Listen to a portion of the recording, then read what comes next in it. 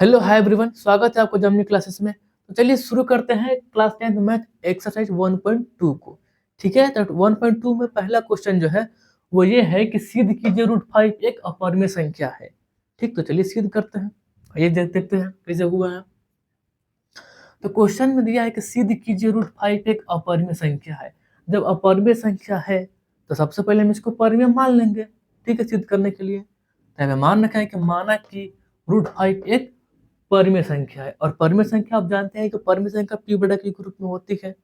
ठीक ठीक है, आइए या √5 को a/b के बराबर लिख दिया है, क्योंकि √5 को एक परिमेय संख्या माना है। अभी हमने p/q कहा, कोई बात नहीं, a/b भी हो सकता है, बस बटा में होना चाहिए, मतलब डिवाइड में होना चाहिए। p/q b/q कुछ भी हो सकता है।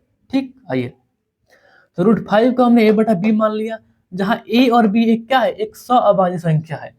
सअभाज्य संख्या का मतलब ये होता है a और b का जो उभयनिष्ठ गुणनखंड होगा वो सिर्फ एक होगा। मतलब क्या है कि एक जो है वो a को डिवाइड करेगा, एक जो है वो b को डिवाइड करेगा। एक के अलावा कोई दूसरा कोई अंक उसे डिवाइड नहीं कर सकता है। ठीक है, ये इसका मतलब आप समझ गए। उसके बाद से लिखेंगे कि दोनों तरफ हम स्क्वायर कर देंगे। ठीक है, लिखें दोनों तरफ वर्ग करने पर √5 का स्क्वायर किए हैं, a/b का स्क्वायर किए हैं। ठीक, और यहाँ पे लिखे हैं √5 का स्क्वायर जो है वो 5 होता है। ठीक, आपको मालूम होगा रूट का होल स्क्वायर कीजिएगा तो जो अंक जो रूट में होता है वही यहाँ पे लिखे जाते हैं, वह उतार सकते हैं उसी को।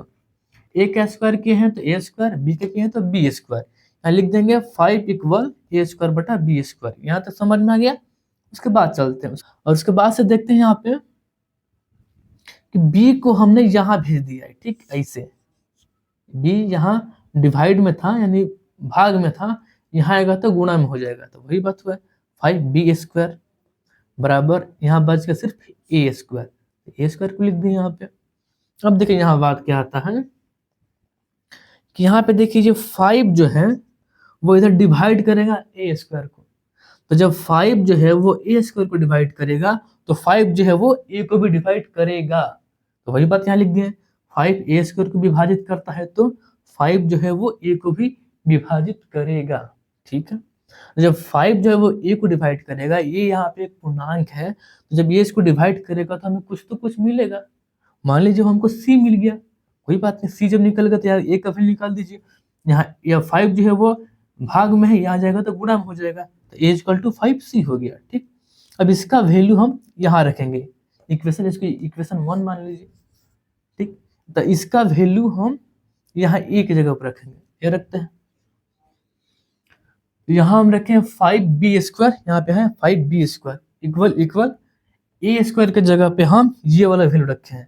तो यहाँ पे 5c है, यहाँ पे स्क्वायर है। ठीक है, तो 5 का होल स्क्वायर हो जाएगा और c का भी होल स्क्वायर हो जाएगा। यहाँ आएगा 25, 5 का होल स्क्वायर 25, और यहाँ पे c² आएगा। अब यहाँ पे 5 था, यहाँ पे भी 25 है, ये कट जाएगा 5 बार में।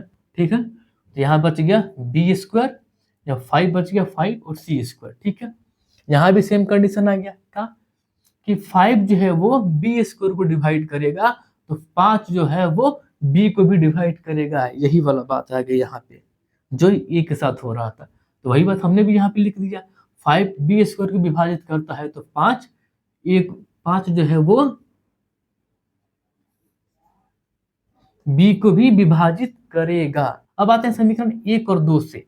1 और 2 से हमें क्या निष्कर्ष मिला, यहाँ तो हमने जो मान रखा था ये a और b एक सअभाज्य संख्या है। सअभाज्य का मतलब आपको बता चुके हैं कि a और b का जो उभयनिष्ठ गुणनखंड होगा वो सिर्फ 1 होगा, लेकिन यहाँ पे हमको 5 मिल गया। 5 b को डिवाइड कर रहा है ना, लेकिन हमने यहाँ पे क्या माना था कि 5 जो है यहाँ पे जो है b को सिर्फ 1 ही डिवाइड कर सकता है, लेकिन यहाँ पे 5 डिवाइड कर रहा है। यहाँ पे देखिए 5 जो a को डिवाइड कर रहा है, लेकिन हमने यहाँ पे क्या माना था कि a को डिवाइड सिर्फ 1 कर सकता है, उसके अलावा कोई अंक नहीं कर सकता है, तो हमारा मान्यता तो गलत हो गया। ठीक है,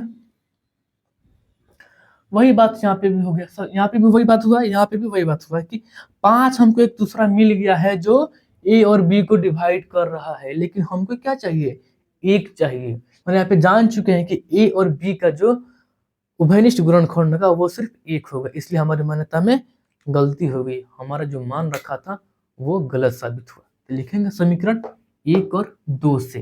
क्या लिखेंगे कि हमने जो √5 को परिमेय संख्या माना था उसमें हमारी मान्यता गलत हुई, और यहाँ पे गलत हो चुकी है। हमारी मान्यता में विरोधाभास उत्पन्न हो रहा है, इसलिए √5 एक अपरिमेय संख्या है। बस हो गया, बात खत्म।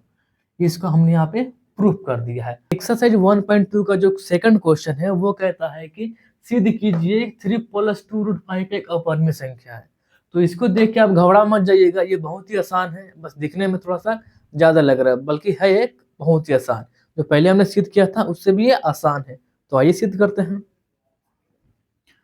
तो हमने पहले क्वेश्चन में हम इसको माना था, यहाँ पे जो √5 था उसको हमने परिमेय संख्या माना था, इसको भी वही मान लेंगे। माना कि 3 + 2 √5 एक परिमेय संख्या है, तो परिमेय संख्या तो a/b के इक्वल लिख देंगे। 3 + 2 √5 इक्वल a/b।